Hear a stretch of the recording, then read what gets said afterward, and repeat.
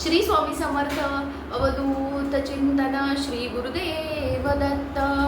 आता बघा, आपला अधिक महिना फक्त 5 दिवसांचा राहिलेला आहे, पण हे 5 दिवस खूप जास्त महत्त्वाचे असतात. म्हणजे कसं आहे की तुम्ही आता ह्या 5 दिवसांमध्ये जर काही गोष्टी केल्या तर तुम्हाला पूर्ण महिनाभराचं म्हणजे सेवेचं फळ तुम्हाला मिळणार आहे. तर त्या कोणत्या गोष्टी आहेत तर आपण आपल्या व्हिडिओमधून तेच बघणार आहोत. आता बघा की अधिक महिन्यामध्ये अख्ख्या महिनाभर आता खूप जणांना सुट्ट्या होत्या, गावाला जाणं फिरणं ह्या त्या गोष्टी, तर त्याच्यामुळे सेवा करायला काही जमली नाही. पण आता हे 5 दिवस आहेत, तर हे 5 दिवसांचं असं काय महत्त्व आहे तर बघा, आज आहे एकादशी, उद्या प्रदोष, त्याच्यानंतर शिवरात्री आणि 2 दिवस अमावस्या. म्हणजे असे हे खूप महत्त्वाचे असे 5 दिवस आहे. तर आपल्याला हे सोडायचे नाही. ह्या 5 दिवसांमध्ये ह्या काही गोष्टी आहेत त्या जर तुम्ही केल्या तर तुम्हाला पूर्ण महिन्याभराचं फळ मिळेल.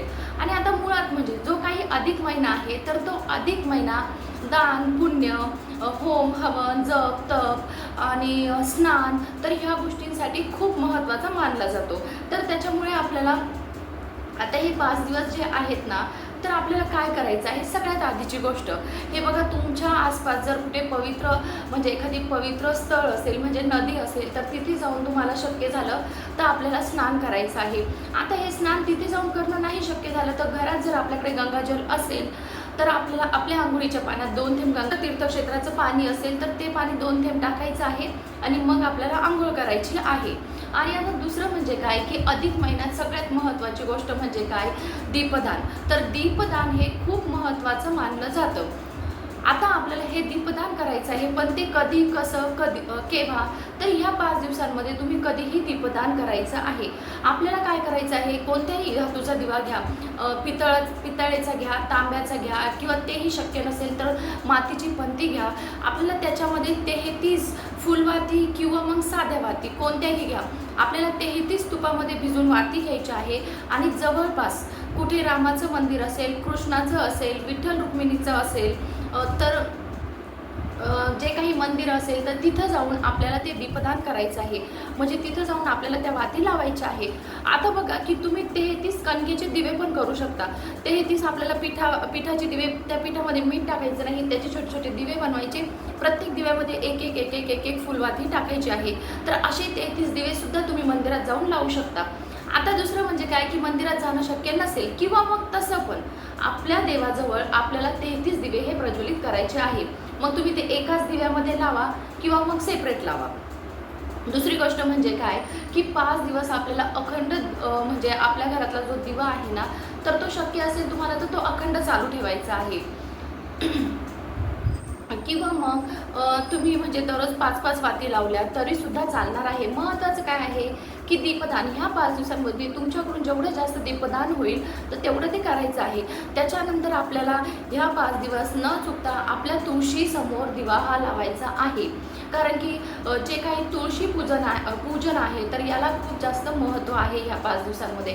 5 दिवसांमध्ये खरं तर ह्या सगळ्या गोष्टी पूर्ण आपल्याला जो काही अधिक मासाचा महिना आहे तो पूर्ण 30 दिवस या गोष्टी करायच्या असतात. पण शेवटचे हे 5 दिवस खूप जास्त महत्त्वाचे आहे.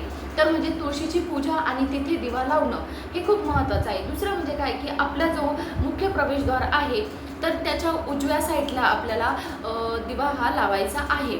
आता हे दीपदानाचं झालं. आता दुसरं म्हणजे काय बघा, आपल्याला आपल्या पितरांसाठी पण सेवा करायची आहे आणि पितरांसाठी सेवा करायची आहे आपल्याला, आणि पितरांच्या नावाने आपल्याला दान पण करायचं आहे. तुम्ही तुमच्या यथाशक्ती काहीही दान करा. तर म्हणजे तुम्ही ह्या महिन्यामध्ये जे काही कराल ना तर त्याचं अगदी लाखपट जास्त फळ तुम्हाला मिळणार आहे. तर त्याच्यामुळे तुम्ही थोडंसं जरी कराल तर त्याचं पुण्यही जास्त मिळणार आहे. आणि दुसरं म्हणजे काय की आपल्याला न चुकता सूर्याला अर्घ्य द्यायचं आहे. ही गोष्ट आपल्याला सकाळी उठल्यानंतर करायचीच आहे. आंघोळ वगैरे झाल्यानंतर आपल्याला सूर्यदेवांना अर्घ्य हे द्यायचं आहे. सूर्याच्या पूजेला सुद्धा खूप जास्त महत्त्व आहे.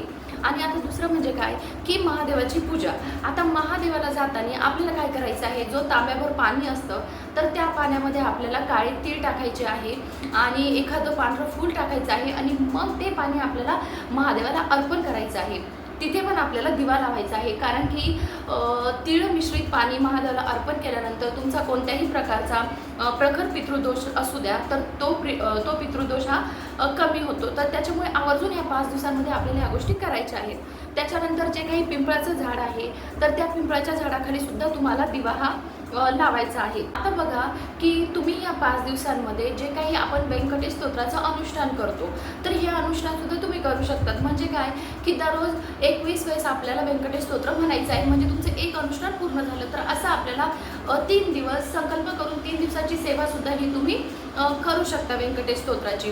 आणि त्याच्यानंतर आपल्याला काय करायचं आहे सगळ्यात महत्त्वाचं की ह्या 5 दिवसामध्ये आपल्या घरातले जे काही बाळगोपाळ आहेत तर त्यांना आपल्याला अभिषेक घालायचा आहे. तुम्ही कोणताही विष्णूंचा मंत्र म्हणा आणि तो मंत्र म्हणून आपल्याला त्यांचा अभिषेक हा करायचा आहे.